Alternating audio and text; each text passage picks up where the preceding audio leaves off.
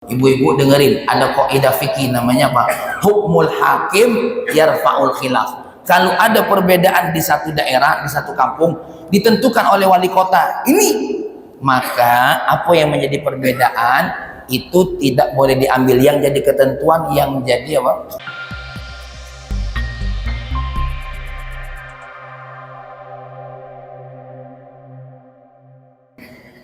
Assalamualaikum warahmatullahi wabarakatuh. Alhamdulillah, wassalatu wassalamu ala nabiyyina Muhammadin ibni Abdillah wa alihi wassahabah, amma ba'du. Qala Allah Ta'ala fil Qur'anil Karim, a'udzu billahi minasyaitonir rajim. Bismillahirrahmanirrahim. Kita baca sama-sama. Rabbi shrah li sadri wa yassir li amri wahlul 'uqdatam min lisani yafqahu qawli. Shadaqallahul azim. Allahumma inna nas'aluka fahman nabiyyin wa hifdzal mursalin wa ilhamal malaikatil muqarrabin. Ya Fattah ya Alim, iftah qulubana futuhal arifin. Yang kami banggakan, para tokoh masyarakat yang hadir dalam majelis ini, terkhusus orang tua kami Bapak Haji Sulaiman Pohar selaku wakil wali kota Lubuk Linggau. Hadir di sini nenenda kami Bapak Haji Abdurrahman Sani, dan juga hadir di sini Bapak Haji Edi Saputra, dan semuanya yang hadir di sini. Ada Wak Mansur Dani, ada yang lainnya lah, terkhusus Kak Lutfi, ya, pengurus Masjid Al-Bari dan semuanya. Mudah-mudahan semua assalam ya, assalam banyak yang jadwal ya. Masjid assalam semuanya dalam lindungan Allah Subhanahu wa taala. Amin. Ini sudah hari yang ke-24. Maka insya Allah kalau jadi ya, tidak lama lagi kita ini adalah hari Idul Fitri. Ini tanda bahwasanya segala sesuatu itu pasti ada akhirnya. Maka di Idul Fitri ini ada orang yang berakhir dengan bahagia, ada orang yang berakhir dengan kerugian. Mudah-mudahan kita berakhir dengan bahagia dan keuntungan. Amin. Ya, karena apa? Ciri-cirinya mudah, ciri-ciri pokoknya mudah. Kalau nengok orang yang bahagia di hari itu, pertama, man shoma ramadhana imanan wa ihtisaban ghufira lahu ma taqaddama min dzambi. Siapa yang puasanya penuh dengan keimanan dan keikhlasan, maka Allah ampuni dosanya. Nah, ini insya Allah puasa kalau ini, maka insya Allah ini kelihatan secara zahirnya orang yang berbahagia. Amin. Yang kedua, ciri-cirinya mudah. Man qama ramadhana imanan wa ihtisaban ghufira lahu ma taqaddama min dzambi. Siapa yang sholat tarawih ya penuh dengan keimanan dan keikhlasan, maka dia diampuni oleh Allah dosanya. Nah, itulah ciri utama. Aman siangnya lah puasa, malamnya lah tarawih, Mansur Dani, insya Allah diampuni oleh Allah dosanya. Nah, yang repot siangnya tidak puasa, malamnya tidak tarawih. Jangan tersinggung. Hah? Ya, ngucap uang pula di medsos sebenarnya ini tidak kata hadisnya juga. Ya, jadi siangnya ledak puasa, malamnya ledak tarawih, ini wallahu alam. Tinggal balik kepada kasih sayang Allah, ya. Karena bukan apa-apa. Itulah ciri-ciri orang yang di bulan Ramadan ini paling mudah nengoknya. Ya, maka orang-orang yang berhak berkata Allahu Akbar, orang dua ini. Karena kata Imam Ibnu Abdul Bar, ya, di bulan Ramadan ini ada dua jihad. Jihad puasa di siang hari, jihad tarawih di malam hari. Kalaupun jihad yang tersembunyi, ya, itu hanya Allah yang tahu. Itu serahkan sama Allah. Jadi kalau Wak Mansur ngomong kira-kira paham ini tahajud apa tidak? Nah, apa? Ya, ya, kira-kira Dokter John ini ngenjut THR tidak sama aku? Kita tidak apa? Yang penting duo. Tapi kalau nganjuk THR, insya Allah. Jadi itu ya, Pak Sulaiman udah tersinggung ya juga gara-gara ini nganjuk THR ya. Jadi yang paling utama itu ibu-ibu tengok, alhamdulillah ya Allah, aku dibantu siang harinya dengan puasa, malam harinya dengan tarawih. Apa sih hari Id itu? Hari Id itu secara bahasa ada dua. Di dalam kamus ma ya'udu, ya, ma ya'udu, sesuatu hal yang berulang-ulang, min hammin, dari rasa susah, wa maradin, atau dari rasa sakit, ya, au farahin, atau dari rasa gembira. Sesuatu hal yang berulang-ulang namanya apa? Id. Seandainya Wak Mansur Dani punya penyakit asam urat yang berulang-ulang, maka ketika itu kambuh namanya apa? Id. Jadi kayak kalau ditanya apa? Lagi hari Id. Karena ada sakit yang berulang kambuh. Ini secara bahasa. Ya, secara bahasa itu sesuatu hal yang berulang-ulang itu namanya apa? Id. Atau maya'udul ihtifal, sesuatu yang berulang-ulang dirayakan itu namanya apa? Hari Id. Nah, tapi di dalam hadis Nabi yang namanya Id itu cuma ada dua, Idul Fitri atau Idul Adha. Jadi ada sebuah hadis Nabi di mana ya Nabi bersabda, Al-fitru yauma yuftirun nas, yang namanya Idul Fitri itu di mana manusia sudah tidak puasa lagi. Yang namanya Idul Adha apa? Wal Adha yauma yudhhin nas, hari di mana orang itu melakukan kurban. Jadi itulah pengertian dari Nabi muda. Yang namanya hari fitri itu secara syariat apa? Ketika manusia sudah tidak lagi ditentukan oleh Allah puasanya, habis masa puasanya, baik dengan hitungan sempurna 30 hari atau dengan melihat hilal, maka ini namanya disebut dengan Idul Fitri. Sedangkan Idul Adha, di mana orang-orang disunahkan oleh baginda Nabi, disyariatkan oleh Allah untuk berkurban. Ya. Mudah-mudahan umur kita sampai ketemu dengan hari Idul Fitri.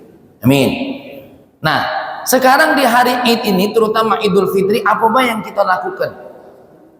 Ada yang hukumnya wajib, ada yang hukumnya sunnah, ada hukumnya mubah, ada yang hukumnya haram. Nah, saya akan baca satu-satu. Apa yang wajib hukumnya di malam Id sama hari Id? Itu yang wajib bukan pakai baju baru. Yang wajib bukan pakai telekung baru, bukan.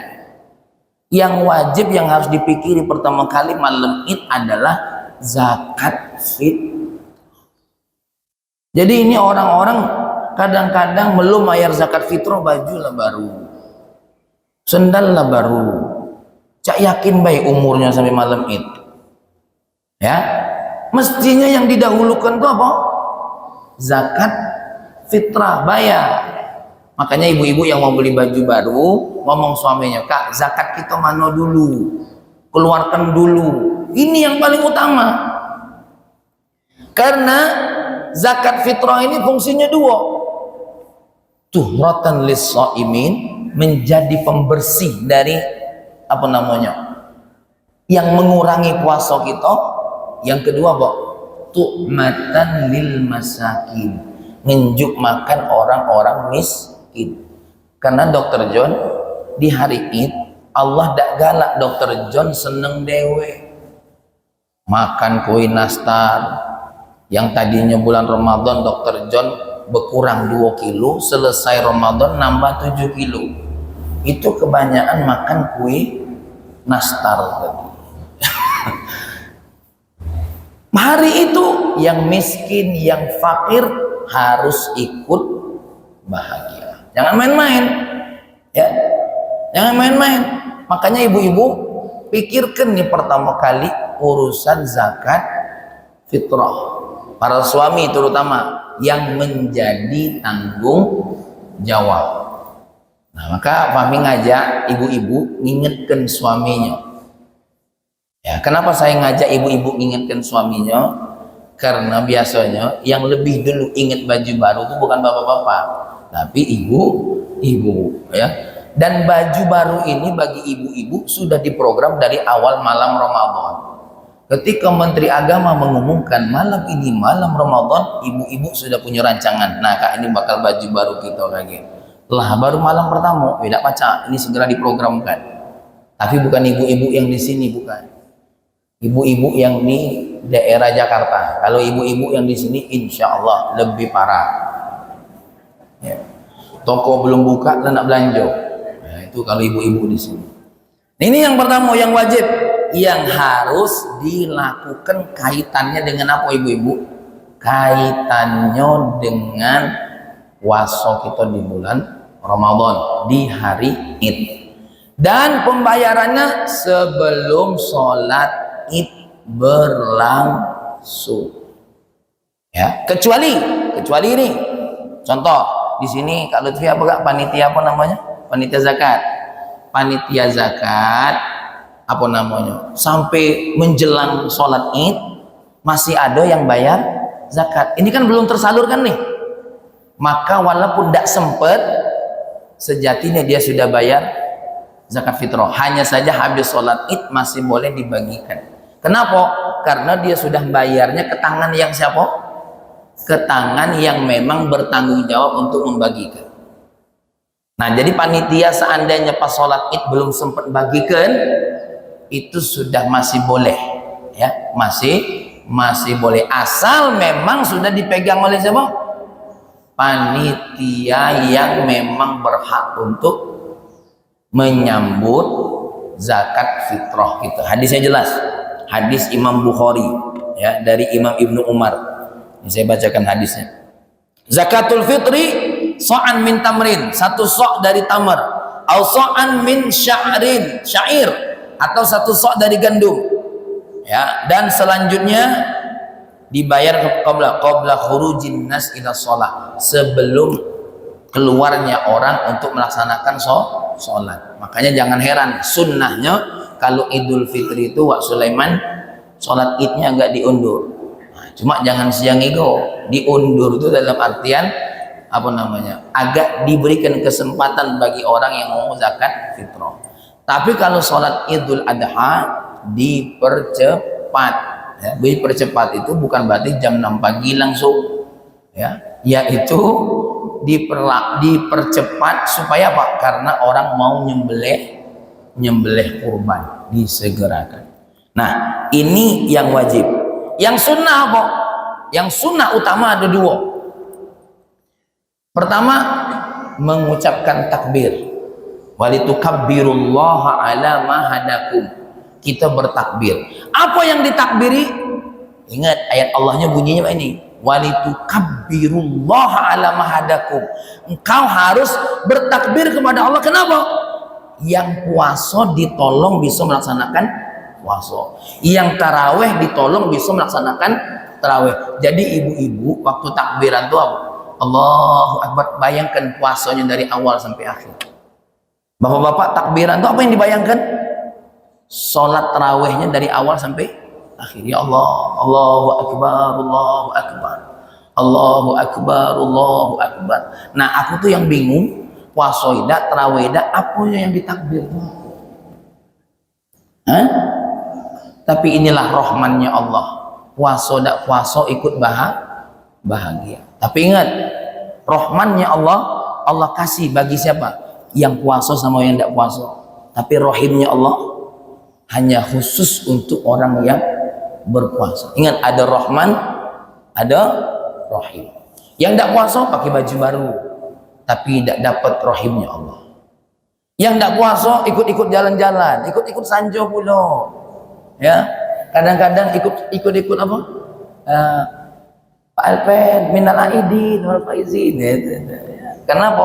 Nak ngambil angpau tadi kan? Itu milu pula yang model. Itulah rahmatnya Allah Subhanahu wa taala. Tapi yang puasa, yang tidak puasa, yang sholat tarawih akan mendapatkan rahimnya Allah Subhanahu wa Ta'ala. Ini yang sunnah, yaitu apa? Mengucapkan takbir. Jadi ibu-ibu nanti pas takbiran ya, supaya beradab, yang diingat itu adalah apa yang sudah Allah bantu kepada dirinya, dikasih hidayah, dikasih taufik, supaya apa? Supaya puasanya lancar. Dan ingat, kalaupun seandainya pemerintah ngadakan takbiran, tolong kasih tahu anak-anak remaja masjid gitu, jangan sampai takbiran tuh buka baju mutar-mutar. Ini bukan takbiran. Takbir itu apa? Mengagungkan Allah. Ini namanya tahqirullah, menghinakan Allah. Apalagi mohon maaf, kami pernah santri milu takbiran, anak santri kita dilempari bungkusan air kencing. Nah, ini namanya bukan takbiran, ini namanya tahqiran, menghinakan malam hari Id. Maka kalau di sini ada pengurus-pengurus masjid, tertibkan anak-anaknya supaya apa? Duduk pakai mic takbiran. Jangan ini ada yang buka baju, Cak habis main bola. Ya. Nah, ini yang harus diperhatikan. Kalau begini, hukumnya yang tadi sunnah bisa jadi apa? Haram. Ya, bisa jadi haram. Ya. Tapi saya tidak ada nak melarang takbiran, bagus. Cuma tinggal ditertibkan. Yang kedua yang sunnah adalah sholat Id. Sholat Id ini bisa dua, bisa dewean di rumah, bisa berjamaah di masjid. Dianjurkannya sholat berjamaah, baik di masjid atau di musola atau di lapangan. Ini ada beda pendapat ulama. Ada yang lebih mengafdolkan di masjid, ada yang lebih mengafdolkan di lapangan. Silahkan, kalau bab ini tidak kata khilaf, tidak kata khilaf. Nah, cuma ini mohon maaf ya, Mang Elpan jangan tersinggung. Ini saya mau menerangkan masalah hukum fikih ya, hukum fikih yang ada dalam kitab fikih. Di dalam melihat hilal itu ada dua orang. Ada yang memang diterima oleh hakim, hakim di sini maksudnya pemerintah. Ada yang tidak diterima oleh hakim. Maka yang diterima oleh hakim itu diperbolehkan untuk apa? Untuk atraktif menyambut hari Idnya. Yang tidak diterima oleh hakim atau pemerintah, diperbolehkan dia melaksanakan apa yang diyakinkan, tapi ingat, untuk tidak terlalu atraktif sehingga apa? Mengganggu yang masih melaksanakan apa? Puasa, ya, mengganggu melaksanakan puasa. Dan tempat melaksanakan sholat Idnya itu di tempat yang bukan punya simbol-simbol umum, ya, tapi di tempat yang mereka punya simbol-simbol khusus. Tidak jadi masalah. Seandainya mereka ini, bahkan itu Pak, itu yang terbaik. Kenapa? Ini kalau mau lihat, inilah yang disebutkan dalam pendapat ulama. Jadi kalau ada dulur kita yang mungkinnya lebarannya duluan, tapi ini bukan ketentuan hakim, ya, maka ini lebih bagusnya Pak, punya kumpulan sendiri yang sekiranya apa yang diikuti oleh ketentuan hakim itu mereka tidak apa? Tidak menjadi perbedaan. Karena mohon maaf, Fahmi sekolah di Yaman, Fahmi pernah di Saudi. Setahu aku di luar yang namanya Id ada 2 kali itu hanya di Indonesia. Maka jangan salahkan pengurus masjid di sini kalau mereka masih apa? Tarik ulur urusan apa? Mengizinkan sholat di sini. Kenapa? Karena Masjid As-Salam ini adalah simbol apa? Yang kalau diperbolehkan di sini akan menjadi simbol umum, simbol wah, ya. Jadi mohon maaf, ini mungkin ada teman-teman yang mungkin ada berbeda dalam masalah ketentuan Id, ya. Tidak usah diributkan sih di mana tempat sholat. Yang penting itu sholat Id. Inilah juga gara-gara mungkin tidak dibolehkan di As-Salam, laju ngirim, wah pengurus ini tidak beres. Jangan, tidak boleh. Laju rusak agak nilai sholat Idnya. Yang penting itu semuanya sholat Id. Ribut kelah yang tidak sholat. Makanya kaget yang jadi masalah tuh, ada yang ngomong, untung aku tidak sholat Id. Kalau tidak tuh milu ribut pula. Nah ini yang jadi masalah. Ya, jadi memang ada ketentuan fikihnya. Orang-orang yang punya kelompok khusus yang tidak mengikuti ketentuan pemerintah secara fikih, memang mereka harus apa? Punya tempat yang di situ tidak mengganggu ketentuan apa? Ketentuan yang menjadi ketentuan umum. Ibu-ibu dengerin, ada kaidah fikih namanya apa? Hukmul hakim yarfa'ul khilaf. Kalau ada perbedaan di satu daerah, di satu kampung, ditentukan oleh wali kota ini, maka apa yang menjadi perbedaan itu tidak boleh diambil yang jadi ketentuan, yang jadi apa? Contoh, di kota ini ada banyak mazhab. Masjid sini milu mazhab mana? Hasil rapat, hasil ini diresmikan oleh pemerintah, masjid ini sholatnya mazhab Hanafi, maka jangan seperti saya macak-macak ngikutnya kok merubah-rubah. Dah contoh, Fahmi di sini sholatnya 8, maka aku jadi imam atau Ustaz Nasiruddin jadi imam, jangan tiba-tiba nambah jadi 20. Ini bikin ribut. Kenapa? Karena masjid ini ada yang ngurusnya. Pengurus yang menentukan itu kita ikuti. Kalau galak kita ikut, kalau tidak usah. Ya. Nah, jadi ini untuk masalah sholat id, karena cara sholat idnya sama galo, tinggal masalah waktunya baik. Nah, kami dari Majelis Ulama ya, dan saya Ustadz Said ini lagi membahas bagaimana kalau ada ustadz yang 2 kali sholat, ya. Karena mungkin ada dapat amplop yang dari sini 2 kali, itu bagaimana? Itu akan dikaji. Karena saya buka fatwa di seluruh dunia, belum ada fatwa tentang sholat beda hari. Tapi kalau sholat sehari 2 kali ada, tapi hari yang sama. Contoh, Nek Rahman punya masjid, Wak Sulaiman punya masjid, minta aku khotib. Nek Rahman minta aku khotib juga. Aku ngomong, Nek, hari itu aku khotib dulu di masjid Wak Sulaiman. Abu Jenek Rahman, biarlah kau sholatlah id dulu di masjid itu, habis itu kau sholat lagi di mana? Di masjid aku. Jamaah aku siap menunggu. Ah, itu boleh karena di hari yang sama. Tapi fatwa di hari yang berbeda belum ketemu. Makanya ini khususnya fatwa di Indonesia. Ya, mudah-mudahan para orang-orang berilmu di Lubuk Linggau ini bisa menemukan jawabannya. Amin. Dan jawabannya ya tanggung jawab dunia dan akhirat. Nah, ibu-ibu yang dimuliakan oleh Allah. Oke, lanjut dikit ini. Ya, bukan masalah bu, ini masalah ilmu, ini tidak boleh ada yang lewat. Oke, yang terakhir, bukan yang terakhir, yang berikutnya tadi wajib sudah, sunnah sudah. Yang sunnah yang berikutnya apa? Pakai pakaian yang terbaik, bukan pakaian baru. Kalau bisa yang baru, alhamdulillah. Kalau tidak, yang terbaik. Ya. Tapi kalau uji ibu-ibu yang terbaik yang baru, ada salahnya juga, ya. Jadi bagi para suami yang punya rezeki, injuk kelak, biar kelak dia pakai yang baru. Jadi Pak Edi pakai BPC yang lama, ya, ngalah, ya, ngalah. Jadi itu yang paling ini. Jadi ibu-ibu pakai baju baru itu ada hukumnya, itu hukumnya adalah sunnah. Nah, cuma bedanya Indonesia dengan Yaman tempat aku belajar. Kalau di Indonesia walaupun baju baru, tanda baju barunya dicopot galau. Kalau di Yaman, Kak Lutfi, sarung baru itu masih ada galau tempelannya. Kenapa? Kalau dicopot katanya hilang nilai barunya. Nah, tapi kalau aku tidak milu ya, beli baju jubah di sini tempelan galau, kalau di kilo gilo. Ya. Berikutnya, ibu-ibu yang mubah. Apa yang mubah itu? Ucapan hari Id. Boleh diucap, boleh tidak.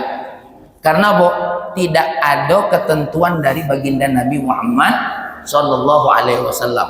Jadi mulai hari ini jangan ada lagi yang ngomong apa itu ucapan hari Id, bid'ah. Aku lempar pakai botol nih. Itu hukumnya mubah.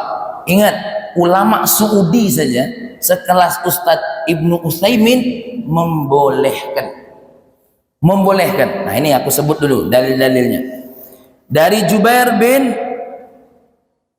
Nuqair, sahabat Nabi, kalau di hari Id ketika berjumpa, idzal taqau yaumal Id, kalau berjumpa di hari Id, yaqulu ba'duhum li ba'din, satu sama lain mengucapkan apa?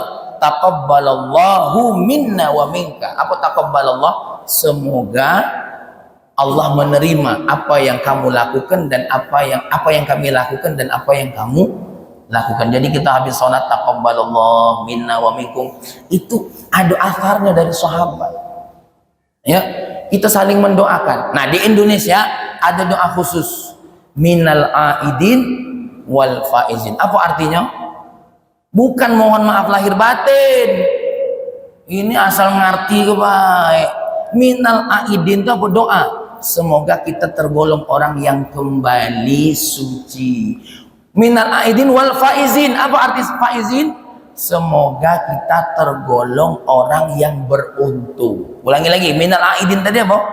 Semoga orang yang kembali suci, dibebaskan dari dosa. Wal faizin itu artinya semoga tergolong orang yang beruntung. Nah, yang mohon maaf lahir batin itu tambahan ucapan, bukan arti minal aidin wal faizin. Jadi minal aidin ya, apa dia minal aidin? Maksud dia tuh minta maaf ya, bukan. Minal aidin itu maksudnya apa? Semoga engkau diampuni oleh Allah. Wal faizin, wasomu, terawihmu, galo-galonya diterima oleh Allah. Jadi ibu-ibu, Ustaz aku udah hafal yang itu, bahasa Col. Ayo selamat ya, nggak puasa nggak diterima, terawih nggak diterima. Amin. Nggak, aku udah puasa nggak be ya. Nah, jadi ini dalilnya banyak. Imam Ibnu Taimiyah pernah ditanya tentang ini, pernah ditanya, apa jawaban beliau? Ya, jawabannya sama dan beliau nganjuk jawaban di sini ya. Ini biar lengkap, saya biar tidak ngambang. Wa ammat tahniah yaumul id, adapun tahniah hari id, yaqulu ba'dhum li ba'din, berkata satu sama lain kepada yang lain, idza laqiyahu ba'da shalat id, kalau berjumpa setelah salat id, taqabbalallahu minna wa minkum. Ada lagi, wa ahalahu Allahu alaika wa nahwu dzalika, fa hadza faqad ruya an ta'ifatin minas sahabah. Apa yang dilakukan ini sungguh ada riwayatnya dari beberapa sahabat. Annahum kanu yaf'aluna wa rukhisa fihi. Ibu-ibu, jadi sahabat melakukan itu dan ini diperbolehkan, tidak jadi masalah. Jadi ibu-ibu nak ngasih surat ucapan silakan. Minal aidin wal faizin ini khusus punya wong Indonesia. Taqabbalallah seluruh dunia, tapi ucapan minal aidin wal faizin, dan inilah yang dilantangkan oleh siapa? Soekarno, yang diajarkan oleh siapa? Ulama-ulama kita Indonesia, minal aidin wal faizin. Jadi mulai sekarang Nek Rahman jangan ragu-ragu lagi ngomong apa minal aidin wal faizin, itu artinya doa. Mudah-mudahan kau selamat dari dosa dan engkau beruntung dalam kehidupan. Ya, nah yang haram, yang terakhir yang haram, ibu-ibu yang dimuliakan oleh Allah, yang haram yang kita lakukan di hari Id, satu israf wa tabdzir, yaitu kalau makan buang-buang.